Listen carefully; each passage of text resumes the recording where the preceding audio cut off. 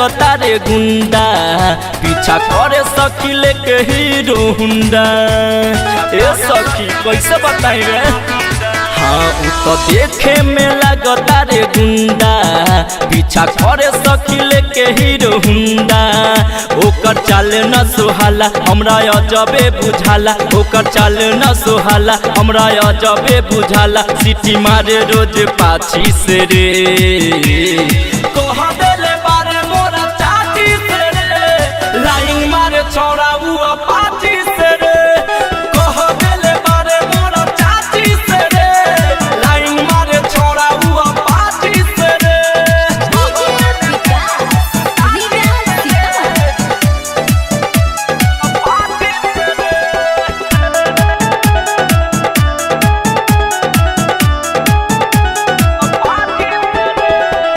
जब हम जानी पढ़ेले क्लास हो हमरा के रोजे उ करेले तलाश हो। कहता हमरो तू बन जाला भर हो, पूरा क देम हम तोहर नुआस हो। ए सखी जब हम जानी पढ़ेले क्लास हो हमरा के रोजे उ करेले तलाश हो। कहता हमरो तू बन जाला भर हो, पूरा क देम हम तोहर नुआस हो।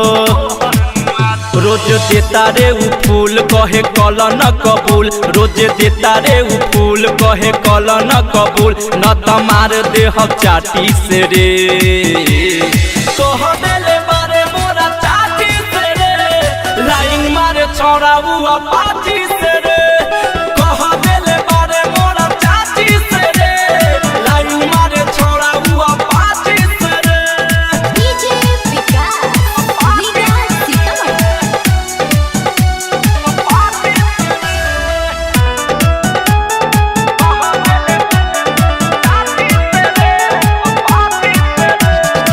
नाम हवे ओकर धर्मपाल केला, कैसे कहीं सखियो करनु खेला।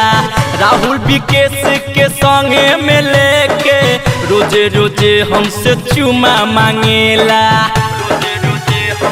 ए सखी नाम हवे ओकर धर्मपाल केला, कैसे कहीं सखियो करनु खेला।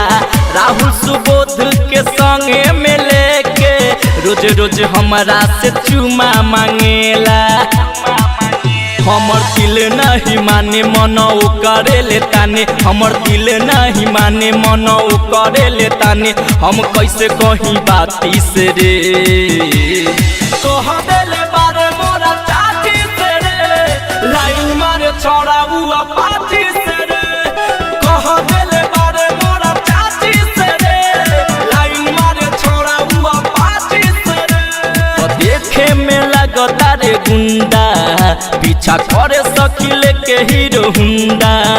ओकर चाल न सुहाला हमरा अजबे बुझाला, ओकर चाल न सुहाला हमरा अजबे बुझाला। सिटी मारे रोज पाछी से रे कह